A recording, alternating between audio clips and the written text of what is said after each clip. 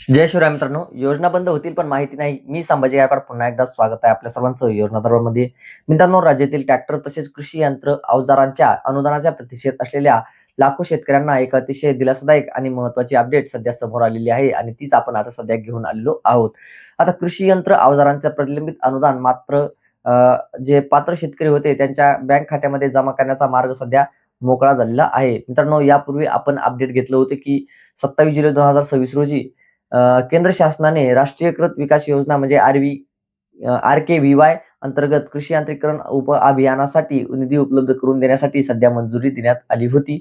तसेच राज्य शासनाने पहिल्या हप्त्याचा निधी खर्च केल्यानंतर त्याच उपयोगकर्ता प्रमाणपत्र सादर होताच दुसऱ्या हप्त्याचे निधी वितरित करण्यास देखील मंजुरी दिली होती. आता याच अनुषंगाने आज दिनांक 3 ऑगस्ट 2026 रोजी केंद्र व राज्य शासनाच्या माध्यमातून निधी उपलब्ध करून देण्यासाठी मंजुरी देखील देण्यात आली आहे. मित्रांनो, 2026-27 या आर्थिक वर्षासाठी राष्ट्रीयकृत विकास योजना RKYV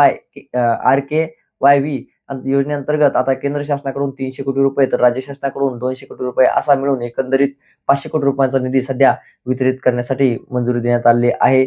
यापूर्वीच सुमारे 218 कोटी रुपयांचा निधी हा वितरित करण्यात आला होता.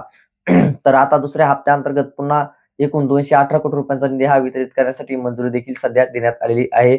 यामध्ये राज्य शासनाने 87 कोटी 22 लाख रुपये तर केंद्र शासनाच्या माध्यमातून 130 कोटी 83 लाख रुपये इतका निधी हा समाविष्ट झालेला आहे. हा निधी कृषी यांत्रिकीकरण उप अभियानाअंतर्गत प्रलंबित अनुदानाच्या प्रतीक्षेत असलेल्या पात्र शेतकऱ्यांच्या अनुदानात वितरित करण्यासाठी वापरण्यात येणार आहे. एकंदरीत पाहिलं तर या योजनेसाठी सुमारे 600 कोटी रुपयांच्या निधीचा आवश्यकता होती, परंतु त्यापैकी फक्त 218 कोटी रुपयांचा निधी म्हणजे दुसरा हप्ता उपलब्ध झाल्यामुळे मोठ्या प्रमाणात शेतकऱ्यांना दिलासा मिळण्याची शक्यता आहे. याशिवाय लवकरच राज्य शासनाकडून आणखी निधी उपलब्ध होण्याची अपेक्षा आहे. त्यानंतर उर्वरित प्रलंबित अनुदान वितरित हे वितरण हे टप्प्याटप्प्याने करण्यात येईल. त्यामुळे ज्या शेतकऱ्यांना पूर्वसंमती किंवा इतर प्रक्रिया प्रलंबित आहेत त्यांचाही आता सध्या मार्ग मोकळा होण्यास मदत देखील होणार आहे. सध्या मात्र अनेक शेतकरी अजूनही निधीच्या प्रतीक्षेत आहेत. त्यामुळे पुढील निधी मंजूर होताच या संदर्भातील प्रत्येक महत्त्वाचे अपडेट सर्वप्रथम आपण आपल्या चॅनलवर जाणून घेण्याचा नक्कीच प्रयत्न करणार आहोत.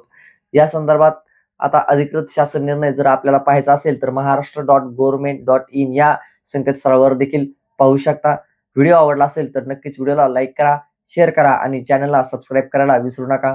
भेटूयात नवीन माहितीसह, नवीन अपडेटसह. तोपर्यंत धन्यवाद.